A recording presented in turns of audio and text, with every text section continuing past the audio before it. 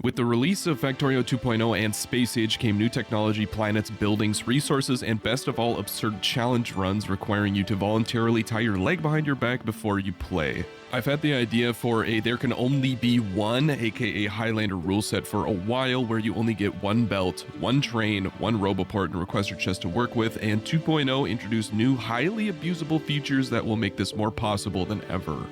The win condition is the same as vanilla to launch a rocket, and I'm playing with biters disabled because I enjoy the current status of my blood pressure. This will also help me focus on what's important, exploiting unintended mechanics and an excuse to use one massive train to achieve my goal.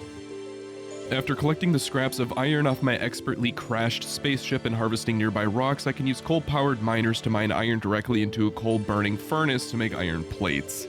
Mining directly into the furnace is a strategy you adopt as you get more experience with the game and realize that everything is temporary and you might as well do things as lazily as you can while maximizing your iron plate profits. In this run, however, it's actually a necessity. Remember, I only get one interconnected conveyor belt and I'm definitely not wasting it here.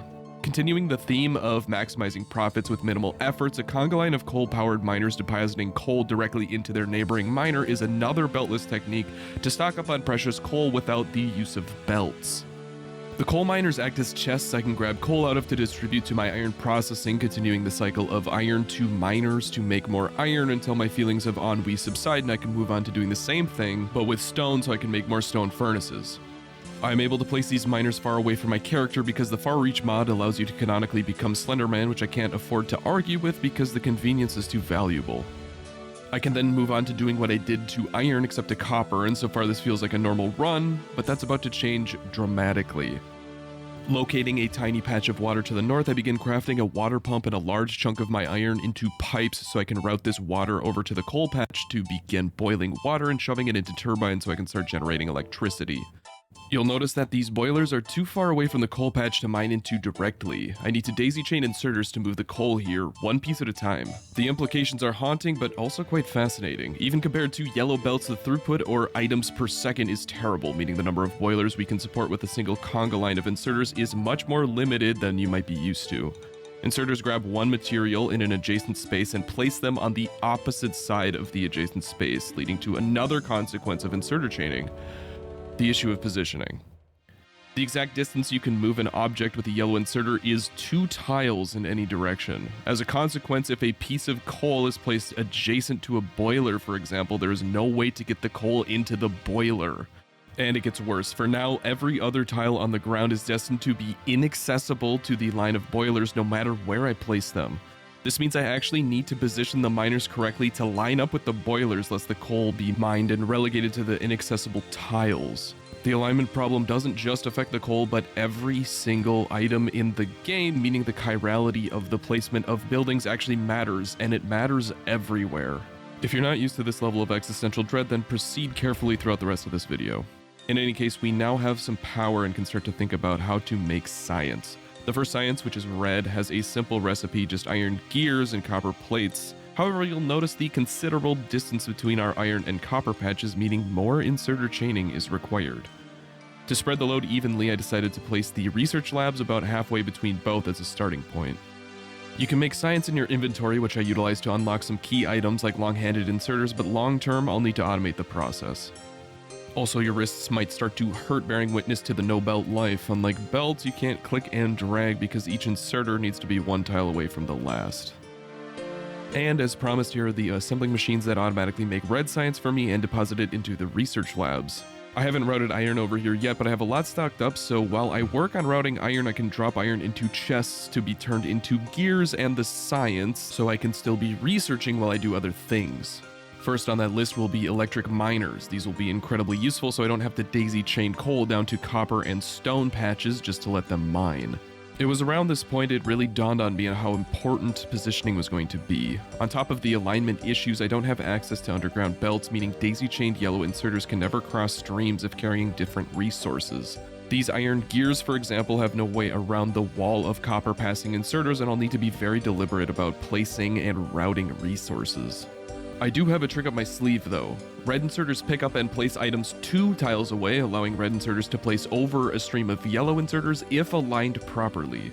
Red inserters also move faster than yellow inserters, meaning they're now my best tool for passing resources over long distances. In addition, every building they insert into is at least 2x2 tiles in size, meaning they can be adjacent or one tile away from a building and still place items into it. This means items can now be placed into a building if they are 2, 3, or 4 tiles away. This loosens up the positioning requirements, but the setup for placing objects into a recipe 2, 3, and 4 tiles away on the same side of the building is quite tricky to set up, as the inserter grabbing an object 4 tiles away will be placed 2 tiles away from the building, which is on the same stream as objects, requiring fancy red inserter shenanigans to weave items in between inserters. Thankfully, buildings can be accessed from any direction, so I can make red science requiring 2 different inputs on one side and output the science on the other side to bypass this insertion placement hell. Also, inserters will only pass a small amount of science between labs, meaning I can daisy chain these together and know that the science won't pile up in the lab farthest down the chain, but instead keep a steady amount of around 5 science in each lab so they can all research at the same time.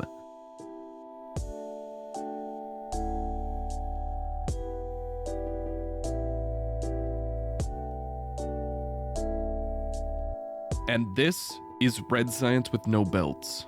Inserters continually throwing things on the ground. If you thought this was janky, we have barely scratched the surface. Thanks to our early science efforts, our electric miners are ready to be deployed. I started with placing them adjacent to one another like you normally do, and later realized you shouldn't do this because they'll mine iron misaligned with one another that can't be daisy chained. Instead, they need to be placed with 1 tile gaps, allowing a single red inserter or 2 yellow inserters to chain their resources together.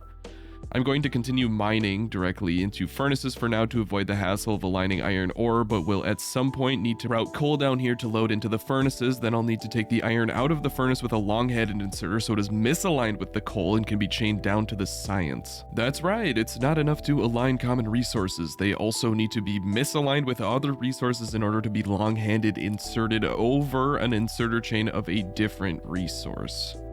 Anyway, I'm finally making gears the automatic way to feed into red science.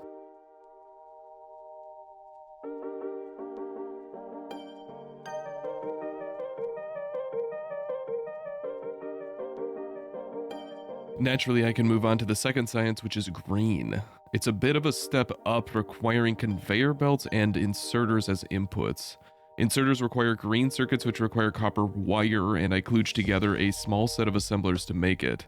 While I might desire to make more than 1 assembling machine's worth of inserters, I am limited by the copper clocking in at the speed of a yellow inserter for everything I make, as well as the awkward routing of multiple byproducts to both circuits and inserters. While this sucks, I'll be off solving other things, so the speed of green science doesn't have to be super high. Conveyor belts are a bit simpler, only requiring iron and iron gears to be made. I'm going to reuse the gear assemblers I already set up and use long inserters to place them into assemblers on the other side, along with the iron they require. Although conveyor belts are basically banned, they are only banned from being placed on the ground. I followed this rule so thoroughly that they will be directly inserted into each of the green science assemblers. For true automation, the inserters will also need iron routed south again. It's already down there for red science, but it hits a bit of a traffic jam, so second line was in order.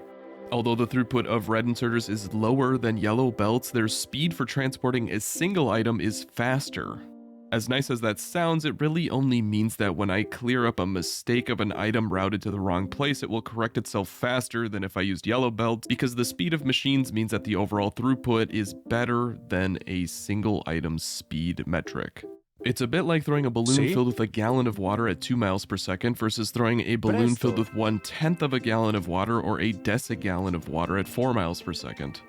If all I need is a decigallon of water, then I should continue throwing the decigallon balloons. But if I need more water per second, then I should start throwing the gallon balloons. And yes, I have an audience from all over the world, so I mix the imperial system with the metric system so everyone can understand. Start measuring things in milli-inches and kilopounds, nobody can stop you. Now that all that confusion has been cleared up, we can celebrate with the most important green science upgrade, the circuit network. Most players never touch the circuit network. It's a lot to add to an already complicated game, but in this playthrough we will be using it to do things that the developers of this game clearly never intended for our benefit. More on that later. For now, we need to smelt some steel by smelting iron twice. The perfect ratio happens to be 1:1 for smelters, so I'll be directly inserting iron from one furnace to another. Building on top of iron is usually not recommended, but I'm not too worried about it as this is just the starter base. Everything you're looking at is just to propel us to a point where we can build our singular massive train and make things even more cursed. Specifically, I plan to partially solve the alignment issue by using this assembler as a splitter. That sentence should be: heresy to all players of this game. Inserting items into an assembler puts them into the input slots of an assembler. Once all unique input slots have been filled, the assembler will assemble whatever you told it to assemble, transforming the inputs into an output. It's important to note that the output of assembler recipes is for now 100% of the time different from the inputs. This is all a jargony way of saying the assembler assembles, but there's a reason I described it in such terms. You see, the input slots are inaccessible by inserters trying to take things out of the assembler. Inserters can only access the output slots. If you want to place items into an assembler, you can only get a different item out once the assembler finishes assembling. However, 2.0 introduces a new feature, the ability to set a recipe through a signal, and this changes everything. You see, when an assembler changes its recipe, it places its input slot into the output slot and won't work until that output slot is emptied. If you change the recipe as a player character, it will dump these into your inventory. However, if it is changed by a signal, it will stay in the assembler and wait until something empties its output slots. And you might be able to see where I'm going here. If we have a recipe, insert something, then change the recipe, we now have a way of essentially placing items directly into the output slot of an assembler so it can be accessed by inserters. Assemblers are 3x3 buildings that can be accessed by any of the squares on its perimeter, meaning that as long as we have enough space, we can realign items and don't need to rebuild an entire inserter chain if we learn that we are slightly off later in the process. I can achieve this by setting a constant combinator to one of the recipe I want, connecting it to the input of a decider combinator, setting the left side of the decider combinator to trigger if it has less than 2 of the recipe, and outputting the input count of the recipe, attaching the input of the decider combinator to the output of the opposite color wire, and then using the original color wire to connect the output of the decider combinator to the assembler and selecting the set recipe toggle in the top right of the assembler. The assembler will then flash with the recipe 30 times per second, transporting items as you forced it to. You have now learned a piece of the dark magic of Factorio. This feels wrong to do, but you can't unlearn such power, and are compelled to press forward. Anyway, it's also technically the fastest way of transporting items for now, given that the item teleports through all 3 of the squares of the assembler. If I was so inclined, I could make around 3/4 of all the inserter chains out of these assemblers and achieve lightning speed for teleporting items around. But I already described that speed isn't as cracked up as it seems, and I'm beneficially lazy, and the real power spike will come from trains. After several increased mining, smelting, and production push-pull cycles, I had a power outage, which is particularly painful without belts, as there isn't the usual pileup of coal to soften the blow. Instead, I gaslit myself into believing that burner inserters are better because they operate independent of the power grid, powering themselves with coal. While this is true, they are also painfully slower than even yellow inserters and incredibly inefficient with their usage of coal to power themselves, which is a death sentence, as getting coal to the boilers at the right speed is critical when you're not actually piling the coal up like you usually do. Thankfully, I quickly snapped free of this and started using fast inserters like a normal person. Fast inserters are even faster than red inserters, even accounting for the distance red inserters place, and saved me from my power deficit. Then it was time to start the actual train process. First, I'll need engine units for the locomotives. For some reason, I can't make engine units in my inventory, but I can make a nuclear power plant. Anyway, I'll need to actually automate this process, and at its core, it's just iron, gears, and steel. So it's 100% iron products, but the setup to align everything called for another seizure-inducing assembler splitter and a set of inserters so convoluted it was added to the international list of war crimes. But as I always say, if you're already on the list, who cares? Anyway, we need to get these stone bricks up here too so we can make steel furnaces. They're essentially stone furnaces with twice the speed. Actually, that's all they are. But twice the speed is good. Doubling the speed of the slow steel smelting process is awesome, and we're going to need a lot of steel because these locomotives will need something to drive on. And that something is large patches of minerals. I didn't see any around me, so I went on a quest and found a giant iron patch, which is perfect. More exploration also uncovered a copper patch just to the north as well, and these two will form the basis of our train empire. This also exposed that the top-down view of the factory is like something out of a horror movie, where there should be belts and lines of assembling machines. Instead, there are dotted lines of inserters and the unsettling twitches of the assembling machines reprogrammed to do something that they shouldn't.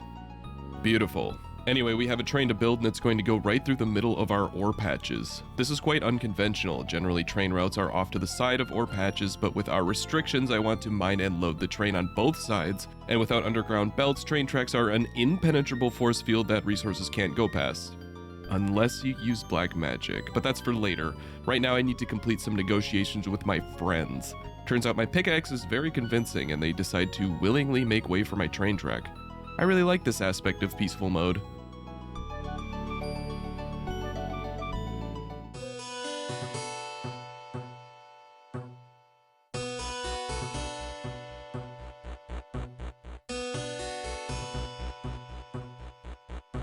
I led the rail back to the base before running out. Thankfully, rail is made fairly quickly, and while it piles back up, I can finish off those steel furnaces I mentioned earlier. Chaining coal over here wasn't pretty, but then again, what is?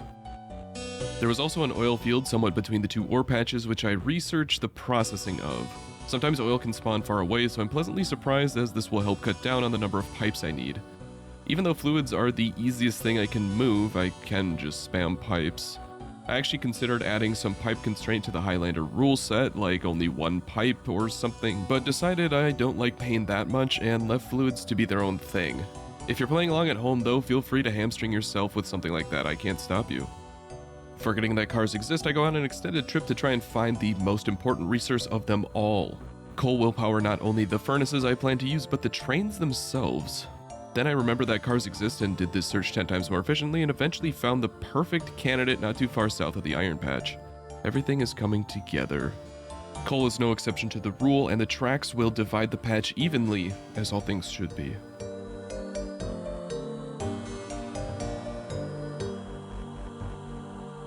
Back at base, I collect the locomotives I've been stockpiling to create the Grand Chooch. Being restricted to one train, and trains being our most efficient means of transporting resources by several orders of magnitude, means I want to future-proof this bad boy as much as I can. This means the 8 locomotives are not just for show, but a practical strategy to make sure that I can carry a growing number of cargo wagons no problem and not need to add locomotives on the front. If I added cargo wagons and didn't have enough horsepower from the locomotives, I would need to add more to the front, which would offset any alignment I had done at the load and unload stations. It is also for show. How can you look at this and not be jealous? One thing I need to do at all stops is create a switch back, as I will be using single-headed trains. I debated using double-headed trains or trains that have locomotives on both sides of the cargo wagons, allowing them to move freely in either direction on the tracks, but this would have screwed up the locomotive buffering I've done, as the cargo wagons now have locomotives on both sides. Plus, I've used double-headed trains a lot, and while they're cool, they also get complicated and make me swear at the train signals quite a lot. Not that I need train signals, that's actually one huge strength of this system. The train will just go where it needs to. If you struggle like me, this might be a very cathartic challenge to try. But I will need to make the tracks go in a very long straight line after the ore patches to allow the eventual cargo wagons to line up with the ore patches, so I just call that an aesthetic change. For now, my scheme requires a large pile of electric miners and 8 cargo wagons. Starting with coal, the miners are going to be set up in a very specific way. The first miner on each side is adjacent and perpendicular to the train tracks, and going out from the tracks, each miner will be separated by one space like in the base for alignment reasons. Coal will then pile up in chests 1 tile away from the train and await loading into the cargo wagons. The total width of these is 4, 3 for the miner and 1 for the lane of coal, and these mining arrays are stacked vertically, and given that the length of a cargo wagon is 6 with 1 space in between them, I am guaranteed to have a blank space if I just tile them every 4 spaces. I don't have enough miners to fill both sides, but I did hook up the right side to the power. All that's left is to loop the train back and connect the power to the mainframe. There's no restrictions on power poles, but I small pull this all the way back to the base as a power move.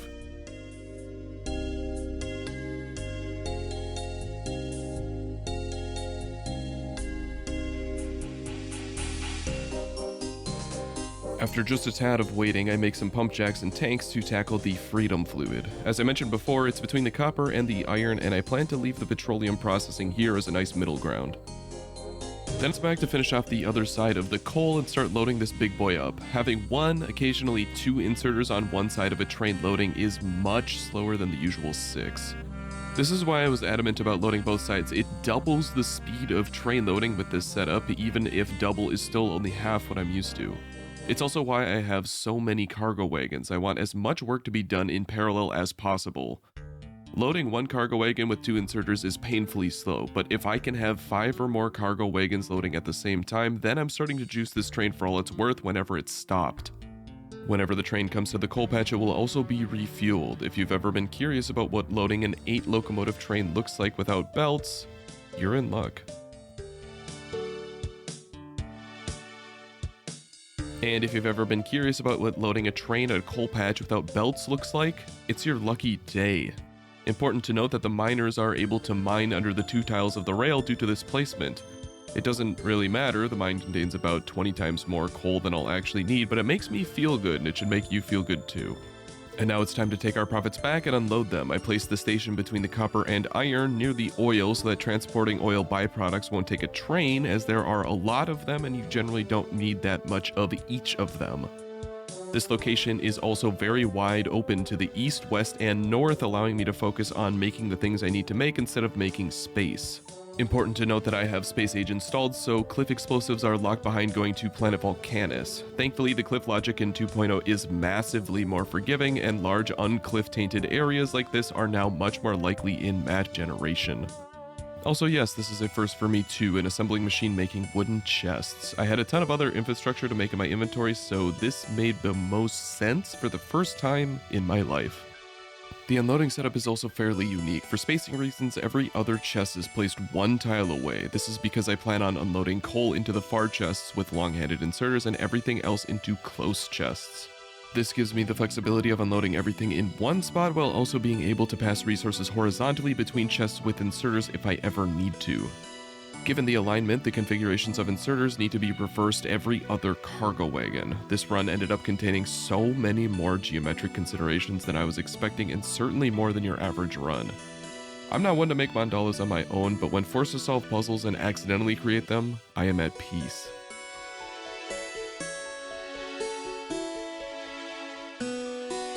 Unloading all the ores here means I need to also smelt everything here. I'm about to teach you another thing the devs clearly don't want you to do, but you can do if you do it carefully. In fact, it's the topic of the first video I ever made. But I'll cover it here so you don't have to watch it because of my overwhelming kindness. The concept is what I call omni-smelting, or using a furnace to smelt multiple types of resources. Generally, furnaces are relegated to only smelting one of iron, copper, stone bricks, or steel. If you want to smelt something else, you make a new smelting stack. However, recipes are not set in furnaces, they just take inputs and output finished products. If you try to smelt every resource in the same furnace though, you do start to run into issues, as stone bricks take 2 stone and steel takes 5 iron plates to finish, leading to issues of furnaces getting clogged and not being able to change recipes if they are loaded with less than their minimum amount needed to craft. You can fix this issue with combinators, but it's complicated and it takes up a lot of space. Iron and copper, however, both smelt one at a time, so they will never jam and thus are completely compatible. So I will be smelting iron or copper in the same spot. As long as I filter the outputs, the only issue is prioritizing one or the other to smelt first. But I actually plan to tackle this at the train level, so for once I get to have my Omni smelter and eat it too.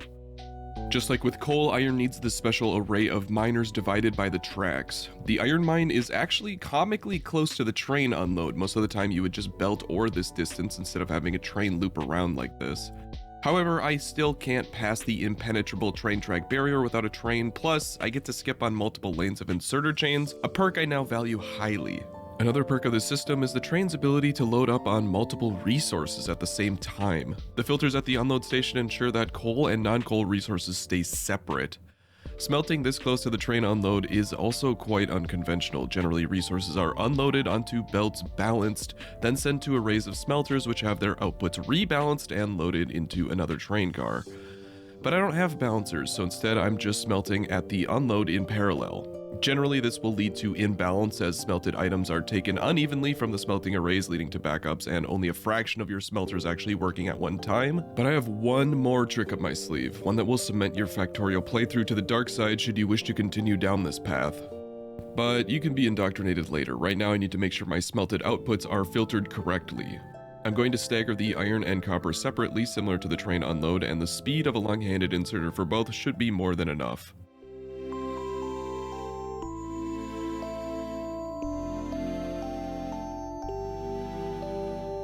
The absurd amount of clicking required for the setup was really starting to add up. I debated using a mod that starts you with construction bots and ultimately thought it wouldn't help that much because I didn't think too much would have been tileable, let alone to find any blueprints on the internet that matched anything I wanted to do here.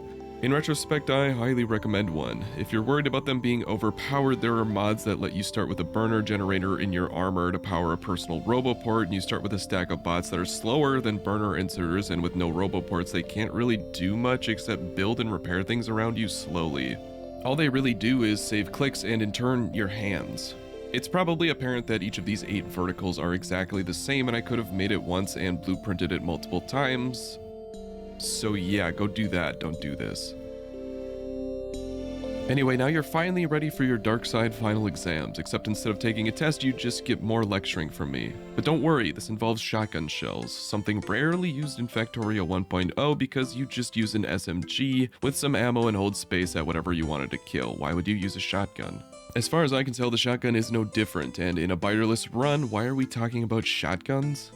Well, they're still useless, especially now, but the recipe for shotgun shells is perfect for my needs. You see, it is the only recipe currently accessible to me that requires both iron and copper plates. This is obviously important so I can start to use the assemblers as splitters. Didn't we already do that, you might ask? Why, yes. However, this time we're going whole hog on the idea and use these assemblers to balance our resources while increasing our throughput. Seriously, this trick is a perfect mix of extreme jank and practicality that the devs might do something to patch because Factorio sure doesn't seem to enjoy executing it. My first attempts didn't work too well. I was too greedy and wanted to balance both iron and copper plates at the same time, balancing them appropriately between the assemblers. The issue is sending iron, copper, and or both each need 3 different configurations of logic telling the assembler to deactivate and move its inputs to the output slot. For example, if I'm trying to pass iron and copper but flashing the recipe every tick, then the assembler will receive iron and send it to the output before it ever gets copper, or vice versa. When the iron storage outside the assembler is full, then the system will back up and fail to send copper where it needs to. Alternatively, if I make a system that waits for both, then it will lock up when copper or iron is missing, leading to a similar issue and preventing the assemblers from balancing the resources horizontally. Instead, I need a new system. There is a better, more established way of doing this. Cargo wagons are amazing for this job. They act as large 2x6 chests and can even set filters on each individual slot in the wagon to ensure there is always room for either resource. Problem is, there can only be one train and these cargo wagons wouldn't be connected to the train. I'm sure there's some completely insane setup where I extend the train long enough to wrap around the top part and allow this filtering to happen when the train is stopped, but that comes with the issue of the system only working when the train is stopped here. But if you do make a system that does this, you have officially earned my respect. I needed some time to noodle on a solution, which gave me the perfect time to set up the other side of the train. Given that steel requires a double smelt, I used the other side of the unload to make its own setup and just unload iron ore on both sides. This was very cathartic, allowing me to fully utilize my train time, but I had one issue that you might have noticed. The resources are on the wrong side of the impenetrable train tracks. And this, my good friends, is where I reveal the final ace in my sleeve. I'm going to use one more cargo wagon at the end of the train to pass steel from one side to the other. And steel is the perfect resource to do this with. You don't need as much of it as you need iron and copper, so the amount of steel you pass over will be completed before the train fully unloads ore. In fact, I can stock up on steel on the ore side of the train while this is happening to buffer the amount of steel I have while the train is away. Chef's kiss. I've been talking a lot about copper, but it's time I actually mined some. Nothing new to see here, just the same mining setup, but orange. Logically, all the infrastructure you've been seeing is funded by the starter base and whatever I've been able to scrounge of iron from setting up the main unload so far.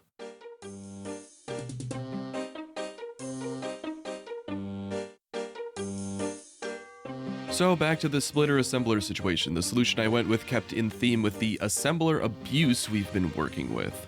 all I really needed to do is treat iron and copper separately and have them balance in 2 separate horizontal assembler lines. This requires quite a bit of inserter finesse, but also worked so much better than I could have hoped for. It's essentially the same as before, but with iron and copper separate. Every cargo wagon corresponds to 1 inserter's worth of throughput into both iron and copper assembler splitting lines. However, each wagon is smelted in parallel, so the total throughput I could handle in the system is 8 inserters, assuming the smelted products back up.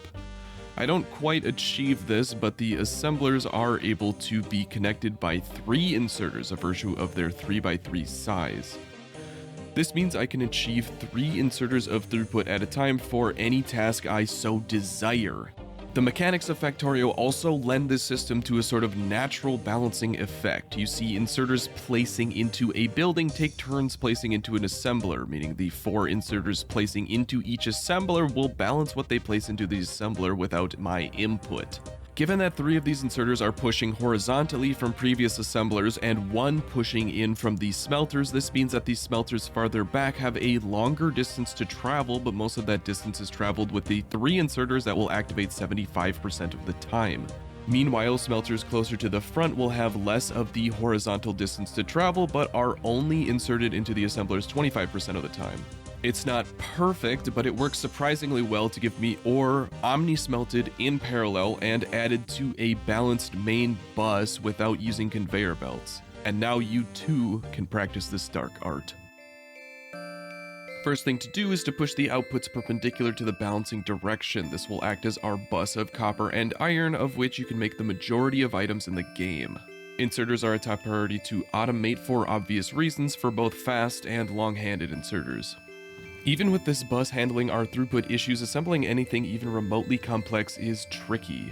They need to line up with other things that are being assembled, leave room for other items to be pushed around, and overall getting the most out of assemblers isn't super obvious without belts. This setup does well enough to make the inserters, so I just leave it as is. Another strange upside of this run, though, is not needing to automate the yellow, red, and blue belts, undergrounds, and splitters. It's not a particularly hard task, it's just annoying trying to shove as many gears as you actually need to make a respectable amount of red and blue undergrounds. But not today, and especially not with only inserters, that would be a nightmare. Assembler 2s are also good to make here, as a lot of the prerequisites like green chips and gears are made here. They will require steel, which is already piling up to the left of this whole bus, which is perfect as I won't need to worry about it jumping over either the copper or iron bus with its inserter chain. With the assemblers piling up, I now need to make some logic for the train. It takes a few combinators, but essentially it sends the train to iron, coal, or copper, whichever I'm lowest on. This is made simpler by the new selector combinator, allowing me to isolate the index of 0 of an ascending list, aka the signal with the smallest value. Is what I would say if I could research selector combinators, but I can't right now, so I have to reinvent this logic on decider combinators, using 3 of them instead of 1 selector. Anyway, I also set minimums for the amount of resources I needed so I don't start overloading on these resources. This is done by counting both the amount of ore and plates as the total amount of potential and kinetic products. I also handled steel as if it was just another iron product and can be combined to the iron total. But it really should be ignored as you'll be using more iron than steel and don't want a stockpile of steel preventing the train from picking up more iron should you need more iron plates. Given that it unloads at the same time as iron, it should naturally fill up without an issue unless some massive steel-hungry project pops up which I don't plan on and can also push to future me to solve if it does happen. I also made a cargo wagon in the front to exchange coal across the rail median, which will be used for things like plastic. Thankfully, the 1 locomotive I traded for another cargo wagon still leaves me with 7, which is more than enough. Future-proofing. Anyway, one of the downsides of such a large train is ending up with situations where you tell the train to go somewhere and it crashes into itself because it's so big. Oops. So I added more on and off ramps. Hopefully this appeases the train deities. Another blessing the creators of Factorio bestowed upon us are train interrupts. These make it easier to make a train go to a variable number of destinations based on certain conditions by triggering interrupts instead of having a set schedule you need to screw around with. I'm sure there's an even better way of doing what I did here. The interrupt system seems incredibly wide open for innovation and new systems, but this one has a distinct advantage in that it works. And contrary to what you might believe, that's actually the point. As promised, the coal is going to come up here to make plastic so I can finally start making red chips. I actually ended up pushing the coal all the way back over the entire unload setups just so it can be on the right side of the bus before it starts going north. This is to make sure I don't screw with the 3 inserter throughput that iron and copper are currently experiencing.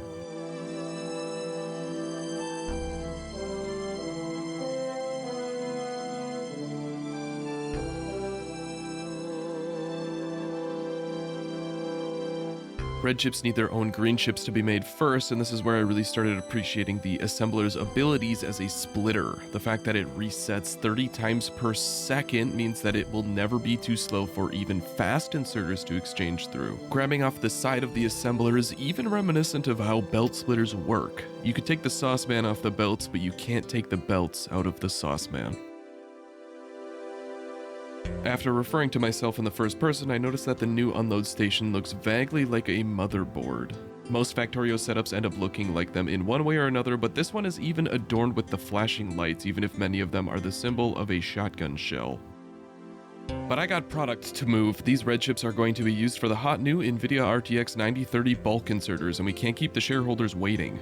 These will increase the throughput of train loads and unloads dramatically. It's one of the best upgrades I can get. Strangely, they won't help with inserter chains. This is because if placing on the ground, inserters can only place one item at a time, not a stack. I could start placing chests between every inserter to solve this, but I also don't want random items piling up everywhere. I want to be a lean, mean, just-in-time Toyota factory like I was destined to be. Plus, placing down all these chests would definitely kill me. Also, yes, those are in-game sounds. The first recordings I did of this had them off because I'm stupid, and if you didn't notice that, good, that was my goal, but now I'm trying to gain extra brownie points off of having them now because that's the hustle grind set you could expect around here. Moving on, I'm going to need water to make sulfur, and it just so happens that the closest body of water is at my main base. This is where I reveal the final ace up my sleeve. What? You're saying I already revealed the final ace up my sleeve? What are you talking about? Those were different sleeves. Do you know how many sleeves I'm wearing? I've got like 30 shirts on. Anyway, the final ace up my sleeve is Big Pipe. There's nothing special about it, it's just a big pipe. Everybody thinks you can't do it, and throughput issues, and fluid mechanics, but 2.0 fixed all this by deleting the fluid mechanics and making all pipes in the same network have the same amount of fluid. Somehow, this is worse for game performance, which I don't even know how that's possible, but it means that Big Pipe is even more viable than it was before. Not that Big Pipe wasn't viable before, just an unknown anti-meta call you can make in the middle of your match if you think things aren't going your way. Combining the water with petroleum and we get sulfur, one of the many steps needed for blue circuits crossed off the list. Honestly, there isn't too much more to go before launching a rocket. 2.0 simplified the process and put it behind blue science so players can start investigating other planets earlier in the game. This was a nice change and also benefits me directly as it literally makes my goal easier. Don't get me wrong, it's still a challenge to launch a rocket without belts, it's just more streamlined now and doesn't require purple and yellow science. Blue science itself has also been cheapified, requiring just red chips, sulfur, and engine units. It used to be a giant slog trying to assemble everything for blue science, but now it's much more manageable. Except if you're not playing with belts, then the ratios of pipes and gears to put into the engine units is something you actually need to architect out before you start making sure that there's enough room for all the inputs and outputs to flow in and out. Even finding room for power poles in this mess is difficult. But eventually, life finds a way, and I was able to automate these bad boys. The engine unit's sulfur and previously made red chips can now be combined into blue science, which will propel us into a new age of science and progress. The new changes in how science works means more things to research for just red and green science were unlocked after I started processing oil. And now there are several good upgrades in blue science, and they'll do nicely when we get to them.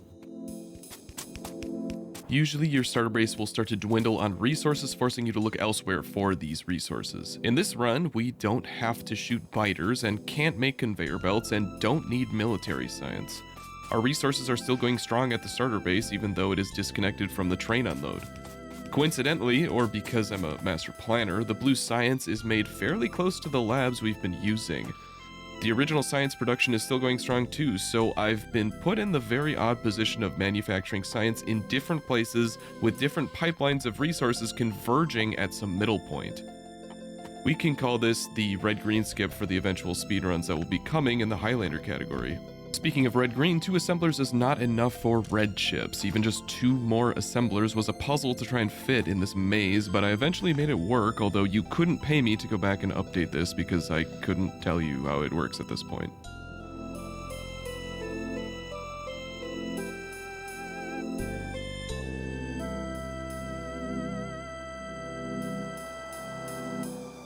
Then I had to go exploring for the one resource I've been ignoring so far: stone. Stone really does deserve to be ignored. It's not used in a lot of recipes, and when it is used, you don't need a lot of it unless you want to pave your base because you're a shill for the concrete industrial complex and can't handle this beautiful desert we're building on. Some people, I tell ya. Anyway, I eventually found a suitable stone patch because I actually am a concrete industrial complex shill and will need it to build a rocket silo. I also have one last trick up my sleeve: electric furnaces. These are an absolute godsend. Not needing to provide coal and stone to the same place to smelt it is incredibly valuable. It means I can mine and smelt the coal into stone bricks in the same location if positioning allows me, and I have quite the plan I want to enact. First though, I need to set up oil cracking. Advanced oil processing allows for light and heavy oil to be squeezed from crude oil, and these can make solid fuel and eventually rocket fuel, which if you weren't paying attention, we're trying to launch a rocket, and yes, we'll need rocket fuel. We can't launch a rocket with coal, although I wish we could. Somebody please make a burner rocket silo mod. That would probably be the only burner mod that I enjoy. Anyway, oil cracking is no different than a normal run. Just crack the heavy into light if you have too much, and the light into petroleum if you have too much. Just like that, our electric furnaces are done baking and we can start to prospect this stone mine. I actually found a smaller stone mine on the way, so just in case, spear through the middle of it. When I get to the actual mine, I realize there is quite a lot of negotiating to be had. It turns out grenades are an incredibly effective legal tool, and I'm able to convince all 12 members of the jury that I am the rightful owner of this stone mine. How peaceful of a negotiation. I'm so happy. This is not legal advice. Anyway, the mining setup is slightly different. Each lane will be 1 extra tile for a total of 5 tiles wide to allow for stone and stone bricks to exist in each lane. The ore is actually going to flow away from the train first so that it can be smelted into stone bricks when loaded.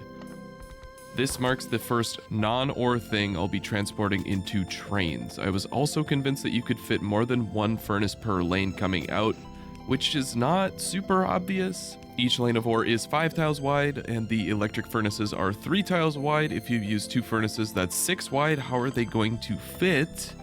Well, my good friends, I had one final trick up my sleeve, adding 2 layers of furnaces. The first and second layer are offset by 1 tile, allowing ore and bricks to flow to the back layer while only taking up 5 tiles.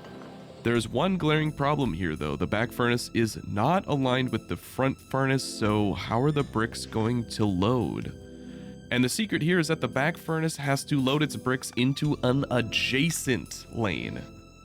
And that, my friends, is what we call a masterpiece. Maximizing usage of space, tileable, asynchronous, and all this just to remember I'm making stupid stone bricks. After the silo, they're basically garbage. But that's what you can expect around here. Maximum effort for minimum payout. The cherry on top here are the flashing rail assemblers balancing out the stone to the 2 furnaces.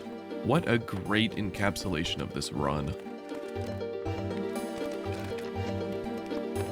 When I finally came back from my bathroom break, I hauled the bricks back, but not to the main unload. There's no more room there. I need a new unload for all this trash. The other side of the copper mine seemed nice. It was just east of the main belt and still had quite a lot of room for activities, so I parked them there. This new unload is a lot simpler than the other unload. In fact, if assembling machines could hold more resources, I would probably unload this thing directly into them. I'll also need to drop off iron ore here to make the concrete. Now that I have 2 stops, I found myself in an awkward spot where I'll need to manage the resources at both unloads. It turns out this is fairly simple. I just need to find the minimum of all unloaded resources and route the train to the correct interrupt. It did feel wrong having a different iron ore interrupt for both stops, but again, it works, so I just shoved that thought as far back into my mind as it would go. And hey, look at that, rocket fuel. That is exciting. It's one of the last resources I need to make. Very cool. Just let that pile up and definitely not think about the thing I shoved back there. Anyway, over here, I need to make electric engine units. I thought I could get away without making these for once, but the silo needs 200 of them. I was thinking of letting all 200 pile up over here and just bring them over myself, but that's not really in the spirit of this run. They need to spaghetti all the way through everything that I've made over to the concrete to make it into a silo. This is the way.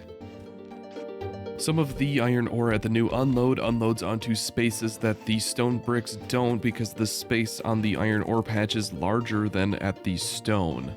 This problem pervades everything I load and unload, actually, and instead of addressing the problem, I just take advantage of it and turn the iron into steel, which I'll conveniently need 1,000 of for the rocket silo. Next, I'll need some low-density structure, not only for the silo, but to launch a rocket. Thankfully, the recipe is straightforward, if not slow, but I'm not exactly breaking any records here, so slow is fast enough. I decided to push everything toward the new unload to make the rocket silo, as the concrete and steel, which I need 1,000 of each, are already there. Also, making 3 more inserter lines for the other things needed to make a rocket silo sounded funny, and my wrist hadn't completely collapsed yet.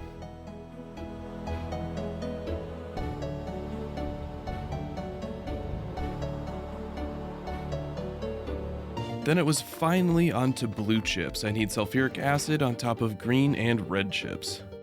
I thought about copying and pasting the setup I already had for red chips north of the blue chip assemblers, but remembered I didn't have bots. With electric engine units already made, I then thought I could make the construction bots and some personal roboports, but then remembered how lazy I was and got back to the physical labor I was destined to do.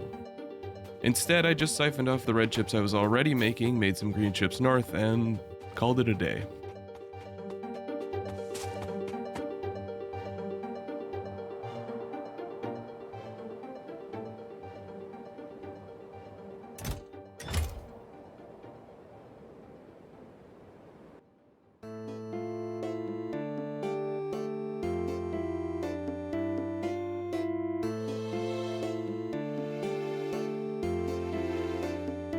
Sometimes it's time to take a step back and look at the choices you made along the way.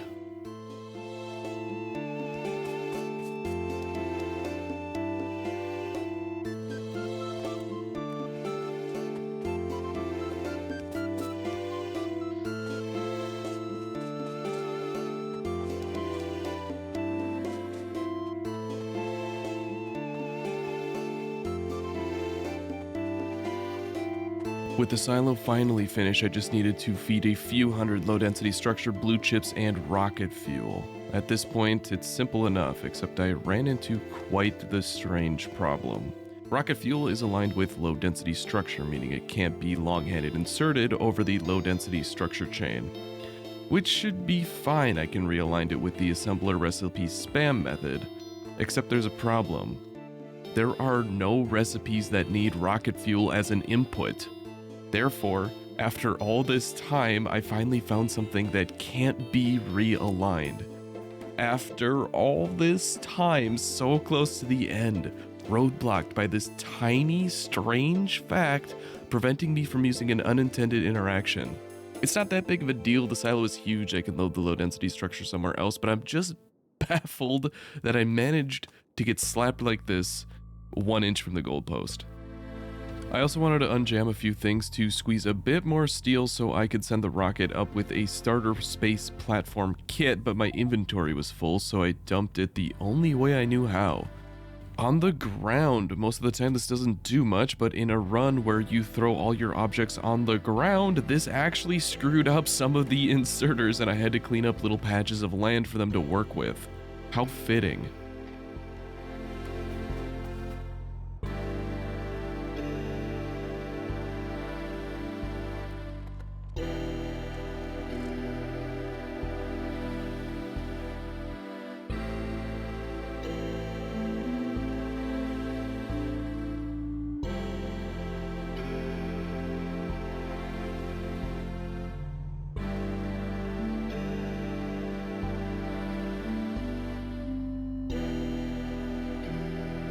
And that, my friends, is a rocket ready to launch.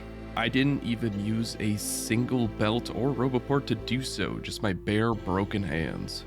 The starter space platform needed a bit more help sourcing copper though, so one last inserter chain for the road.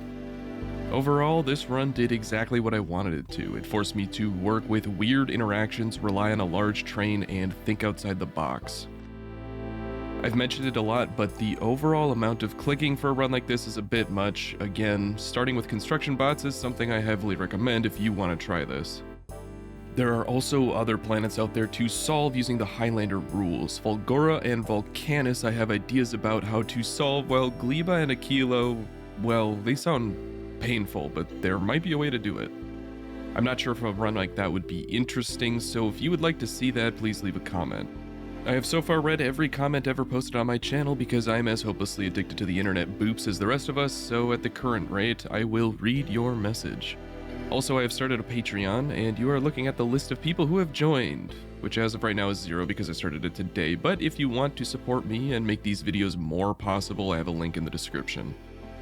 In any case, I appreciate your time today. It means a lot to me. I hope you learned something, and at some point, I may come back to this idea to take over the universe one inserter at a time.